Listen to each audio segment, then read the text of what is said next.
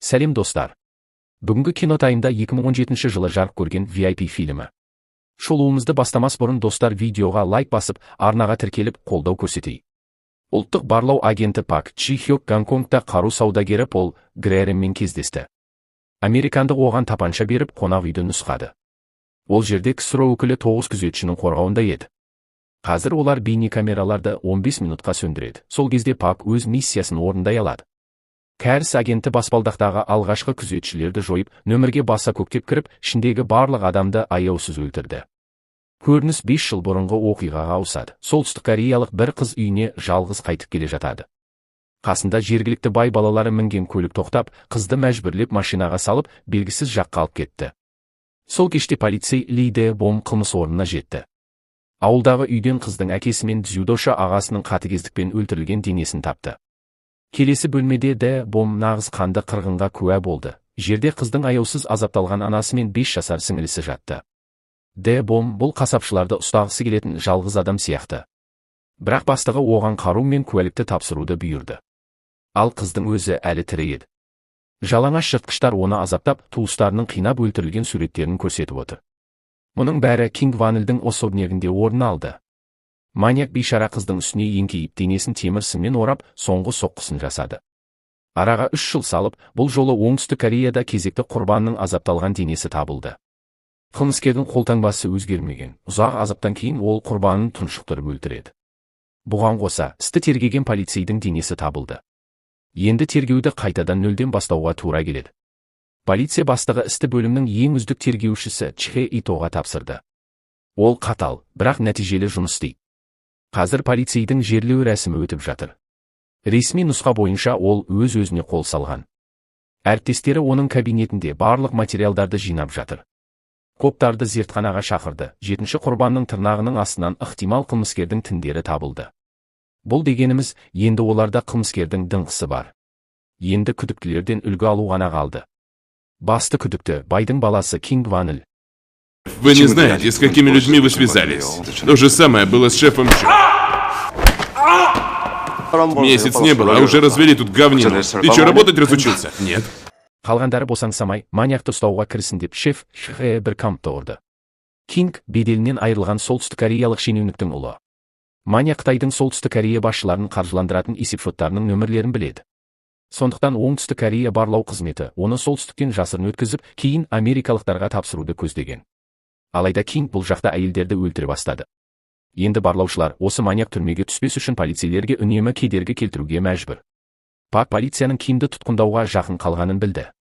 Үйдің ішінде полиция мен барлау қызметі арасында қақтығыс басталды. Ал бүкіл шу осы тәтті кейіп танытқан жексұрынан туындап отыр. Ол сабырмен кітап оқып, ештеңе болмағандай кейіп танытады. Агент Пак оған кісен салмақ болып еді, бірақ оны тергеуші Чхэ озып кетті. Дегенмен Пак райынан қайтқан жоқ. Сказали, что он якобы нарушил закон о госбезопасности, и мы его забираем. Чё, правда? Бұрынғы достардың арасында төбелес шығуға сәл-ақ қалды, бірақ Чхэ бұл жерге тұтқындау ордерімен келді. Бәлкім, ең болмағанда бұл жолы саясаткерлер маньякты ақтап ала алмас. Пак Кингге адвокат табуды, сондай-ақ оның барлық сыбайлас достарын анықтауды бұйырды.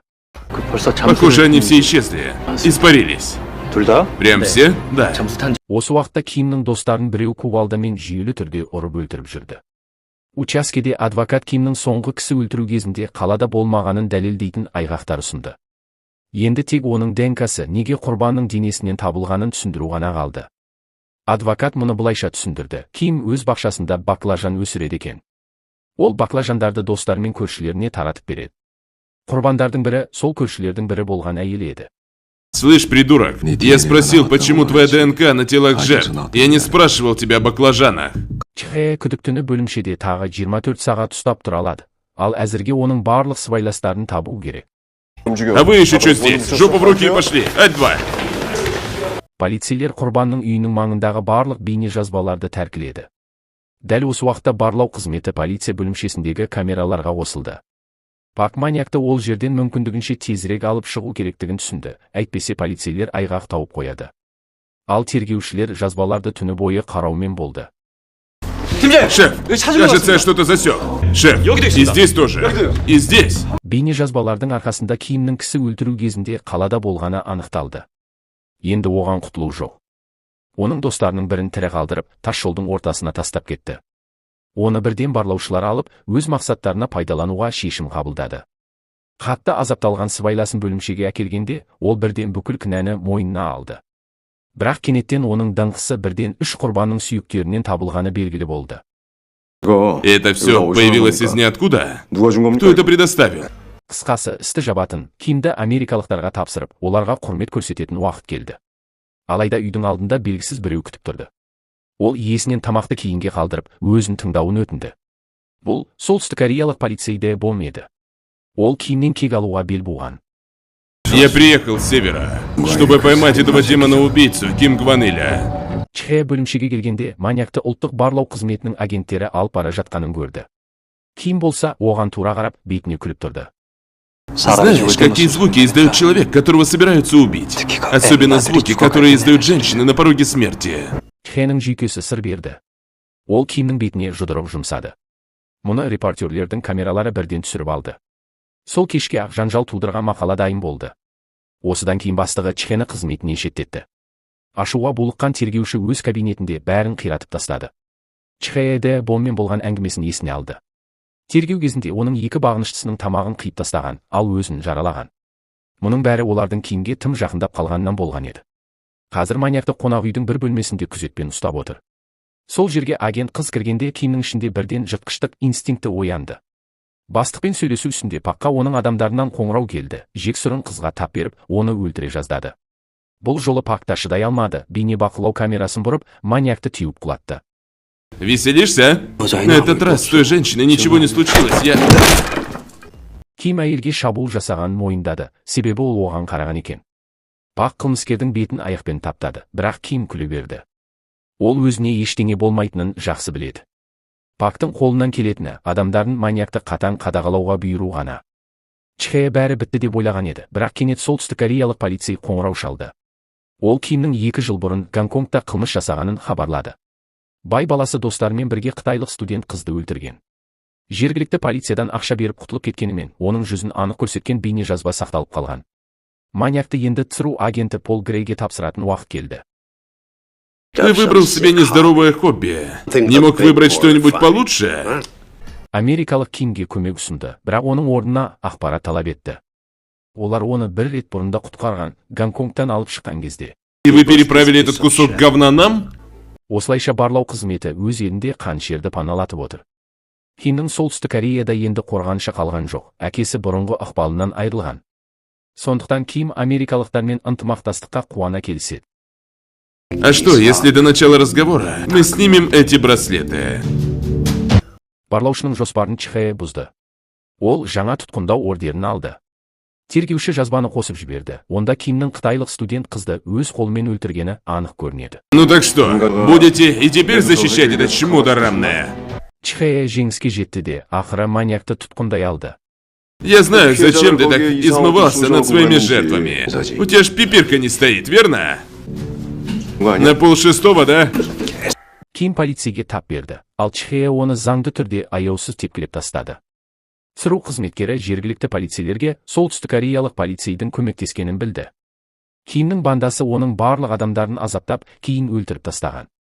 Ал өзіне де тамақтан пышақ салған, бірақ ол ғажайыппен тірі қалған. Өкінішке қарай, Чхэні тіпті бөлімшеге кіргізбеді. Жаңа айғақтарға қарамастан, бастығы әлі де маньякты америкалықтарға тапсыруды талап етті. Проблема решена, о чем тебе еще беспокоиться? Эй, даже гонконгская полиция отмазывается от этого дела.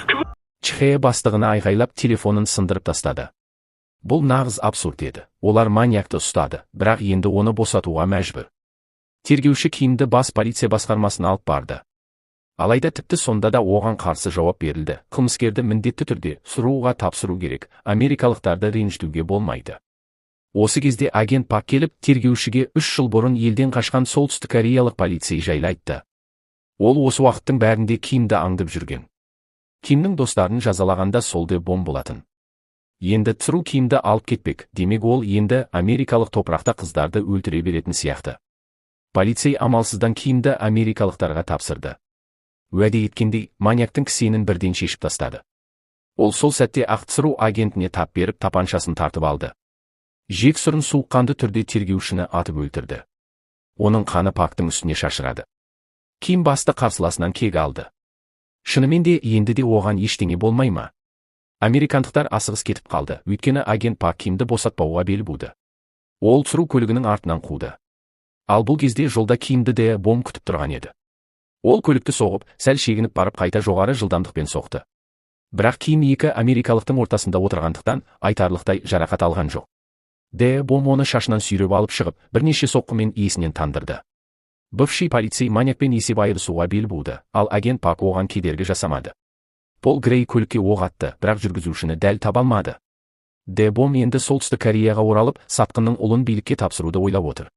Ол осылайша отанында кешірім алуға үміттенді. Бірақ өкінішке қарай, ол кезде Кимнің әкесі төңкеріс жасап, билікті қайта өз қолына алғанын білмеді. Маньяктан кісенді шешіп, қолына тапанша берді. Ким болса, жымиып тұрып, бомды басынан атып өлтірді. Бейшара полицейдің денесін теңізге лақтырып жіберді. Чхэ де өлім аузында еді. Сол сәтте Пак бәрін түзетуі тиіс екенін түсінді де Кимнің соңына түсті.